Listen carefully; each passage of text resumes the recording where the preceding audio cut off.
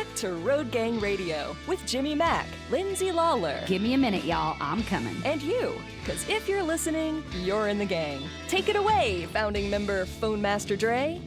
Woo, that's never going to get old, because this is Road Gang Radio, and we are live from Fastport Studios, and we get to hang out with a friend, Jimmy.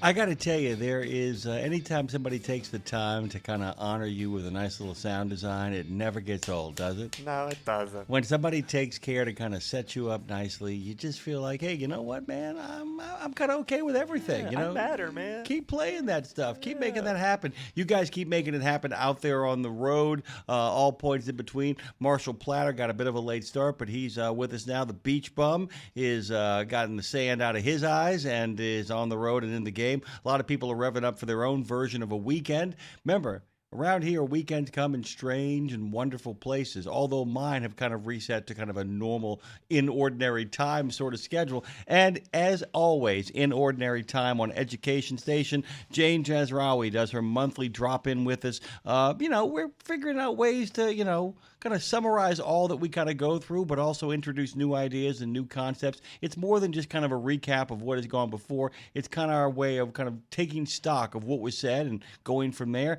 And, of course, the CEO, the head honcho in charge of CarriersEdge, joins us as she always does. Hey, Jane, what's going on? Not a whole lot, Jimmy Mack, but it's a really nice morning, and I am up. I'm with you. At a whopping 6:32 in the morning on the coast of the West. Am. I'm just so pleased. By the way, I got to tell a funny story about you. It's a good one. One of our young producer gave you a call to confirm, and she told me Jane's like, I sent a letter to everybody about what I'm going to talk about. I know I'm going to be there. Yeah, you ain't going to make this phone call. I'm going to be there. I'm going to be there. Don't call me. I love it. Okay, all right. I was like, you don't have to add me to the list of people you're calling. Well, let me tell you. I know. We weren't even upset about it. She wasn't upset. She was just saying. She's like, man, she's on top of it. I said, you bet your bottom dollar. I said, we got an email with all kinds of information. It's like, it's like one step ahead of the sheriff. Jane literally is in the other county waiting for you, having a cold one at the local bar. I mean, that's how far ahead she is. I was upset. You can still talk to me, Dre. Don't worry. It's okay. Damn I'll still right, be Jane. there. I'll call you every day now. Yeah, I got to call you every day now and be like, what's going on, Jane? What are you wearing? What are you doing? What's happening? What's going on? He did that. It was, I had to read him some HR rules. Oh, by the way, this is Road Gang Radio. There are no HR rules. Matter of fact, the lady in charge of HR here is named Miss Helen Waite. Anybody wishing to get in the HR around here can go to Helen Waite. That's all I'm saying. That's what I'm telling them right now. Jane Jazrawy, of course. What's going on? Well, I was just going to say, the reason that I'm always on top of it is the ADHD. I have to have everything scheduled, and I have to know, like, I'm looking at my calendar the day before. I'm thinking, okay, I got to have my notes. Claire Marie sends me a message saying, what are you going to talk about next week? And I'm, like, stressing about it until I respond to her. So, like, I am very, like, fixated on getting everything done correctly and on time. Do you know what Rod Knopfsinger calls Claire Marie? No, I do not. This is great. Saint Clair, patron saint of neurodivergence.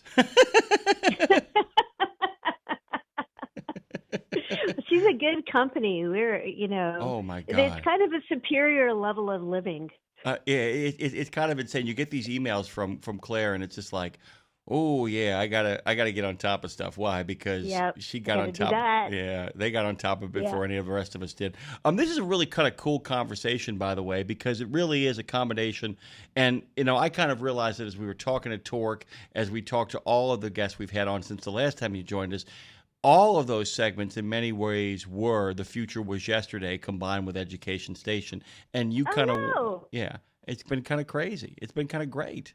I know it's been. Well, I was listening to Torque and going, wait a minute, does he think this is Future Was Yesterday or is this Education Station? Well, no, and we thought it was a really good idea because Claire and I, when we booked Torque, the idea, we did talk to them, and he does pivot in the middle of all that conversation about the idea of how do we train AI in the same way that we train truckers. I mean, that became part of that conversation. I mean, you point that out in the notes that you sent me. I mean, how do we begin to figure out a way to train the men and women who drive on the road to know that they're not 10 years away anymore, as you said. They're here. Now, they're not here in any sort of like what I would call monstrous presence, but we've got to start training the next generation of truck drivers as well to deal with this stuff on the highway, but also to get ready, as we've learned from Torque, who the only ones I think are, by the way, full disclosure, Torque is not a sponsor. But I think in many ways, Torque is one of the few companies that actually is acknowledging the real timelines, number one, and also realizing that it ain't going to put 4.1 million truck drivers out of business tomorrow morning. And that was that's what's so fascinating about what Torque is up to. Torque is acknowledging the realities of what this really means, as opposed to being Andrew Yang out there trying to act as a shill for some, venture capital operation. Sorry. My own editorial. No, it's true. Like, this is not like what I liked about your interview with Torque was that they were talking about how they've been working on this for years, and it's not new. It's been developing, and now they're at level 4, which is the self-driving basically, and that is different from how big tech talks about it, which is like new. And it's not, it is new and it's not new. It depends on how you're approaching it. But Torque has been doing it for a long time because they're very interested in the technology. They're not doing it to make a quick buck off the industry, kind of thing, which is sometimes what big tech does. Or their interests are not the same as trucking's interests. You have to be careful of how you buy technology, because you have to think, okay, what is this? Where did it come from? Who are the people behind it? Is it a 22-year-old who's trying to do another exit?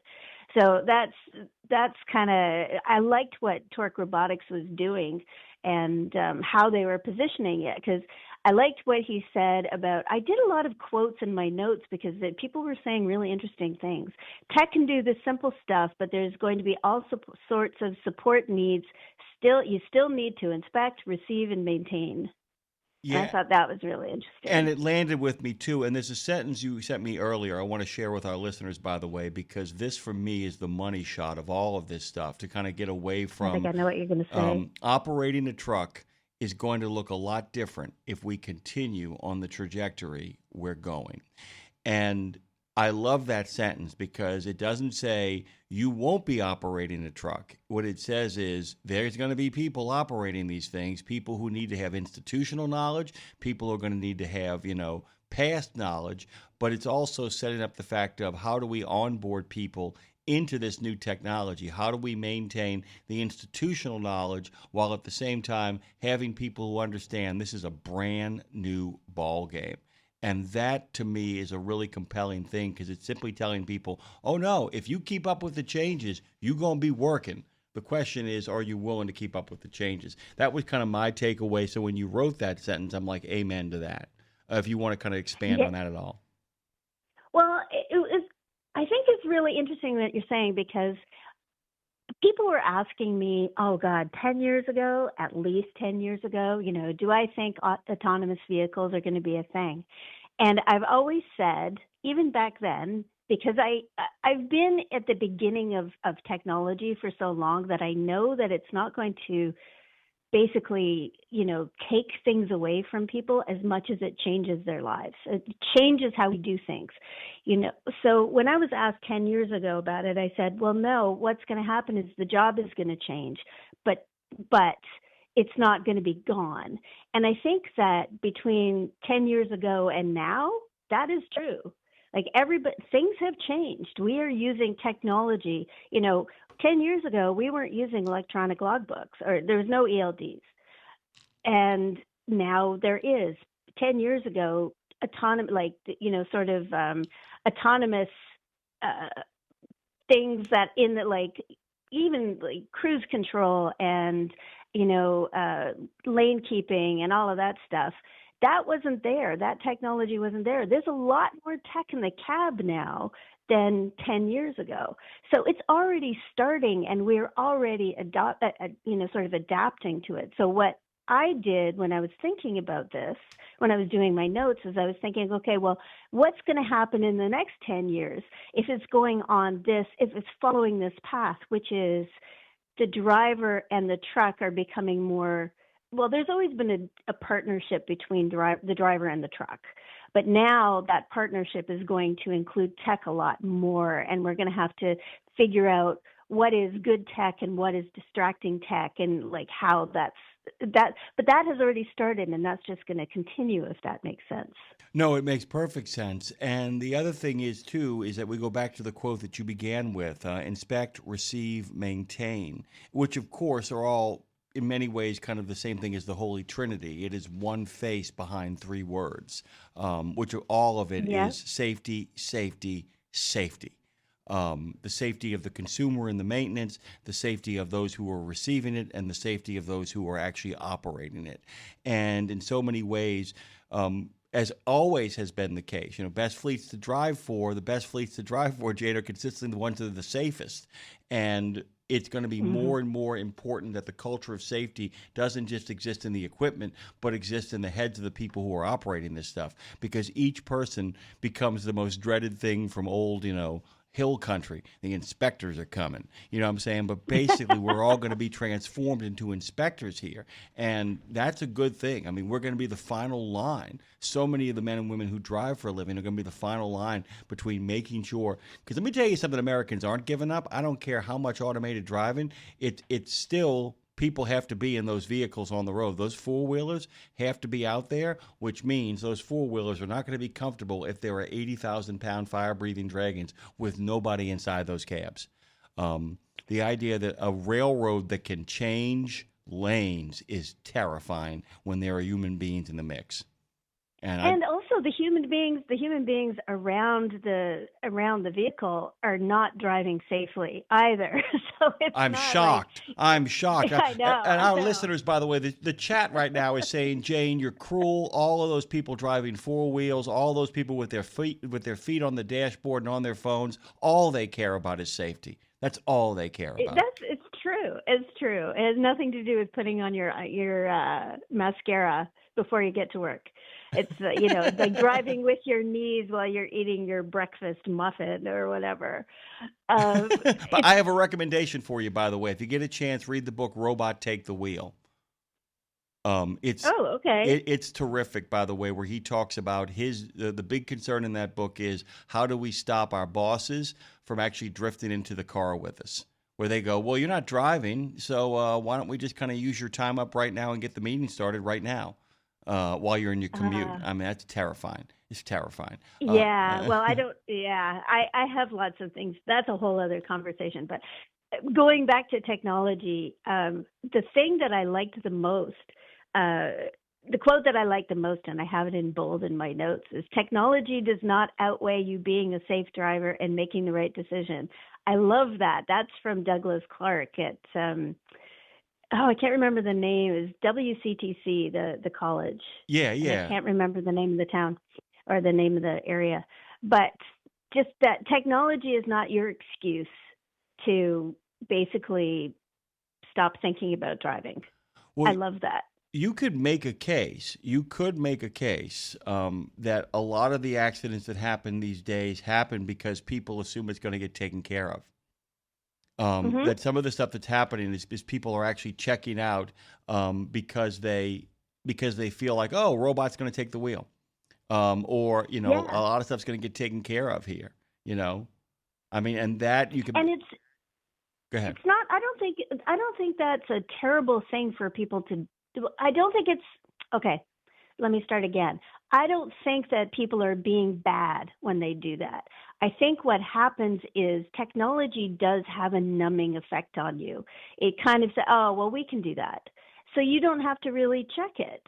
And so when technology is happening and the more it's kind of seamlessly intertwined into our lives, like I'm trying to think of an example, but I can't really think of it. Where, you just assume technology is going to happen and you assume technology is going to do it right. I can do it. I got one for you. Oh, okay. Yeah. I got one for you. It's right up your alley, by the way. So a lot of people who often are very forgetful often have, notifications on their phone, letting them know when the meeting's coming up. By the way, if you're late for a meeting and you say, oh, well, my notification didn't come up on my phone, nobody cares. People aren't like, oh, I never- we understand. We understand now that you didn't get notification. What, you didn't actually keep up with your own schedule? You just thought that at some point your phone would tell you had to be where you had to be? That ain't going to cut it. That's a great example of it. People, Well, also, yeah. I have a clock. Like, I have notifications because notifications are my life. If I don't, like, sometimes I see the notification and then I don't see the notification. It's like, that's how my brain works. But I have a clock and an analog clock with a second hand. Like, it runs on batteries. So it's not even plugged in. It's not digital, and it sits right above my monitor. And I'm looking at it right now, but I can constantly see it. So I'm constantly glancing at this analog clock to make sure that the time that I think it is the time it is. And that's like my backup. I have an analog backup, which I think is, and it's not that people need analog backups when technology is taking over, but it's that whole, the technology may not be right. The technology sometimes makes mistakes. And just because it's technology doesn't mean it's infallible. You have to kind of always be, in a self-driving vehicle, like in Tesla, they want you in Canada. I don't know if this is the same in the States, but in Canada, when you're driving a Tesla, you have to keep your hands on the wheel. Like, you can't really take your hands off the wheel even when you're in self-driving mode. So it kind of defeats the purpose, but Tesla, like the way that a Tesla car works, it sometimes thinks a mountain is a wall, so it wants to brake. So things like that. That's why it wants you to keep your hands. That's a big thing, by the way. By the way, you may not think you need an analog backup. I absolutely think you need an analog backup. I'm going to pick on Dave here for a second, and Dre will actually have my back. I can't tell you the number of times we've had a flicker or a screen go out, and Dave's had all of his notes on a big old laptop, and I actually am completely old school. Dre will tell you, everything is written out for me. Ain't never a crash screen stopped me from doing a show. Analog. Analog. I'm telling you, man, there are, I got to tell you, I tell people, keep on knowing how to print things well so that everybody can read them. Straight up. I mean, I give Dre a card with all the sound cues now. It's like, there you go. There you go. He might go like, what is this? What is this letter right here? Sometimes. That's on me. But you know what I'm saying? I mean, it's like there's no problem with taking the diligence. I think a lot of this stuff, Jane, to kind of go, and by the way, it's Waukesha, Technical County College. Waukesha. Okay. Waukesha was the W we were looking for. We found it, by the way. So that's, thank you. You're welcome. That's what I'm here for. I didn't know it instantly either, though. So, that's an important kind of thing. But I do want to kind of stress here that so much of what was encouraging about the last couple of weeks of conversation wasn't like we're going to get taken over by the robots, but as I've said, as you've said, there are actually more jobs coming if you're willing to get the skills to learn to do them. I don't want to run out of time here. I do want to talk about the hazmat stuff as well, too. I thought it was really fascinating. Can you kind of jump into that? Sure. Well, this is the whole thing about what you can do outside of tech, or what you need to do outside of technology. And this just kind of happened at the same time that the CVSA did their inspection blitz, or did one. I think they've done a couple of this summer. But they were specifically targeting hazmat. And so I gave you a link to the results, but the results were interesting because it was highlighting the parts of the job that are not driving. Like, there's tons. That's where all the violations are occurring, where you are not, like, you're not doing the stuff that doesn't involve driving the truck or doesn't involve technology. So loading and securement was a big violation. So the hazmat was leaking or spilling, which is always good. If you're hauling hazmat, let's make it leak. That's good. Then you had hazmat that wasn't even placarded at all. Go ahead. I'm sorry. Go ahead. Did I make you laugh? I like that. Yeah, no, you made Dre and I both laugh. It's like, let it leak. Who cares? It's okay. Little leakage of toxic chemicals. It's fine. Go on. Continue. It's fine. It's at the back of the truck. So really, do I need to worry about it? It's all in the past. It's all moving in the past. So no placards at all, which is definitely like you're physically putting placards on a truck. No emergency response information in the vehicle, so you don't have your ERG, you don't have your big orange book. And in Canada, we don't have the hazmat on the license. We have a separate certificate. So you have to be trained every 3 years, and you have to carry that training certificate with you. And there was like tons of people who didn't have certificates. And that's like a basic if you're hauling hazmat in Canada. That is the thing. You take a class, you get a certificate. That certificate is your kind of your key. And so people don't even have that. Nothing to do with technology, nothing to do with it at all. So there's a whole opportunity, I think, for people to start paying attention more to what you do outside of driving the truck, because driving the truck is like just one part of the job. It's like Treasure of Sierra hazmat. We don't need no stinking certificates. I mean, why do I need that? No, you don't need that. I mean, why do you need it? But that's the big thing. And the more of the stuff that I looked at in the document that you sent me was a great reminder. And like I said, a lot of the people out there know. A lot of these people know the idea that the paperwork, and I'm using that metaphorically because a lot of this stuff can just be downloaded to an inspector at the blink of an eye. Once again, though, you should carry the actual paperwork. You really should. What's interesting is that so much of what it means to be inside that cab now means being certified in so many other things. Because unless you just want to drive a local route, so much of what this is going to be is about the idea of maintenance. And so much of that maintenance is going to require certification. And, we've talked about the infamous Fox News report of the $15,000 a week truck driving job, where they left out the fact that you're in the Permian Basin, have to be able to speak 2 languages, have to be proficient in small arms and tactics, have to actually have a CPA degree as well, too, because you're in charge of the money on the ground. But you get the idea. But there is some wisdom in that report, because the idea that if you want to have these really great jobs behind trucks, they really are going to turn into offices. They really are going to turn into offices where you're running small businesses out of them like many owner-operators already do. Sorry, got off on a tangent there. My apologies. No. That's like it. What I think is really interesting is that the 4 things that I'm talking about are not even electronic documents. Like it's like has nothing to do with anything you can download either. This is just like physical things that have to be on the truck, or physical pieces of paper, or physical items. So it doesn't mean just because technology is taking over the conversation doesn't mean that the real world ends.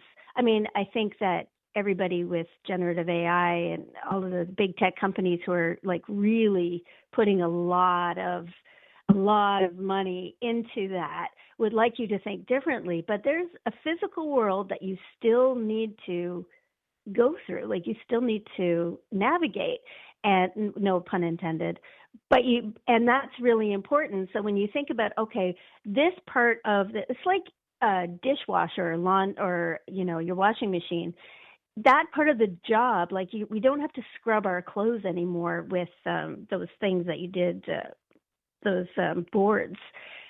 But you do still need to do the laundry. You still need to get the clothes. You still need to sort them. You still need to load them. You still need to unload them, fold them. It's going to be the same with trucking. It's made it better. It's made it better, actually. Make this really clear, by the way. And like my mom is a housekeeper now. She was a teacher for many years, but she actually loves that job. It's important to her. And let me tell you, she had the best line the other day. She said they can automate all they want. Until they automate a really good opposable thumb, there's always going to be a need for actually properly pressing laundry, properly folding laundry. I think a lot of the AI stuff that we're talking about is actually not freeing up time to take away jobs, or even on occasion create more leisure.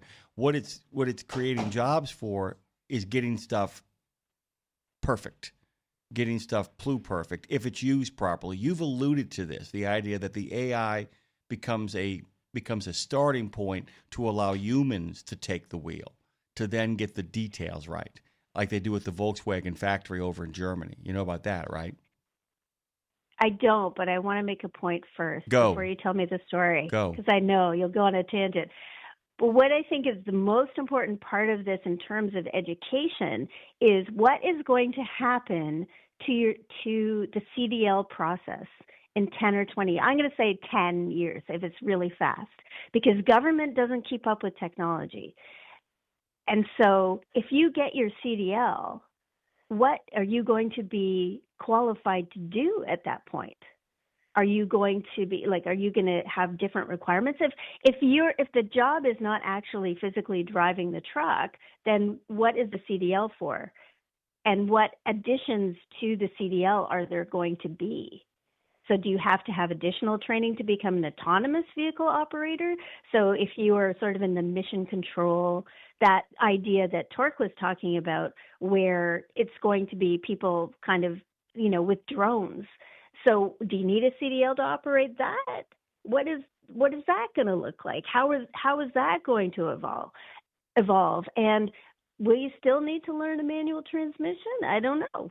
Like, what's going to happen with that? Are we just going to keep with the same regulations because that's what we've done the entire time? Or is it going to evolve into something else? Or is there just going to be all this other training added on? By the way, Jane, I think you've just outlined the next more in-depth topic on the September 26th edition of The Future Was Yesterday. I think that we, like I said, I saw your notes on this. I think it's a much longer conversation, and I think it's a groovy one because, as you pointed out, and as I believe, I don't think it's going to mean less drivers. I think it's going to be more responsibilities. My quick recommendation is there's a documentary called Europe from Above, which is drones and helicopters showing Europe from above. They look at Germany's famous Volkswagen plant, where one side has no people and the other side is full of people as they get cars ready. And it's a city state. One side has hardly anybody in there except people checking the equipment to make sure it doesn't break down. The other side is full of people doing nothing but detailing work and doing remarkable detailing work. Jane, we could go all morning. I love talking to you. Let's make sure that for The Future Was Yesterday, we have an in-depth conversation about the future of CDLs. Can we do that? Future of CDLs. I've written it down so I won't forget. I know. Make sure you get a notification on your phone, but check the analog clock as well. Thank you, Jane. I will. Thanks, Amy.